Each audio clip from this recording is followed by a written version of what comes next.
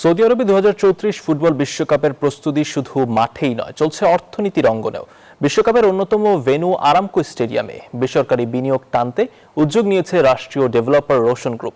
Reuters বলছে, এই প্রক্রিয়া পরিচালনায় নিয়োগ দেওয়া হয়েছে জেপি মর্গানকে। তেলের আয় কমে যাওয়ায় ভিশন 2030 বাস্তবায়নে বেসরকারি অর্থায়নের ওপর জোর দিচ্ছে রিয়াদ। এতে বাংলাদেশি সহ বিদেশি নির্মাণ শ্রমিকদের জন্য ভবিষ্যতে নতুন কর্মসংস্থানের সুযোগ তৈরি হতে পারে।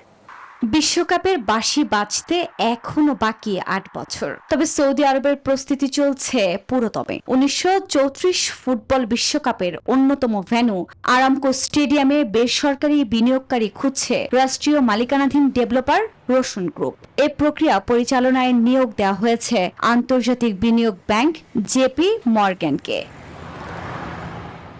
সংশ্লিষ্ট সূত্র বলছে, লিজ অ্যান্ড লিজব্যাক মডেলে বিনিয়োগ এনে প্রকল্প থেকে মূলধন তুলে অন্য উন্নয়ন কাজে ব্যয় করতে চায় সৌদি সরকার। তেলের আয় কমে যাওয়া এবং বাজেট ঘাটতির চাপের মধ্যেও ভিশন 2030 বাস্তবায়নে বেসরকারি অর্থায়নের ওপর জোর দিচ্ছে রিয়াদ।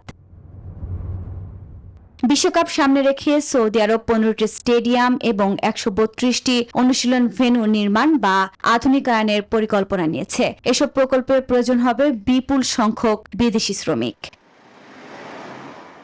এতে বাংলাদেশের জন্য রয়েছে সম্ভাবনার বার্তা। সৌদি আরবে কর্মরত বাংলাদেশিদের বড় একটি অংশ নির্মাণ খাতে নিয়োজিত।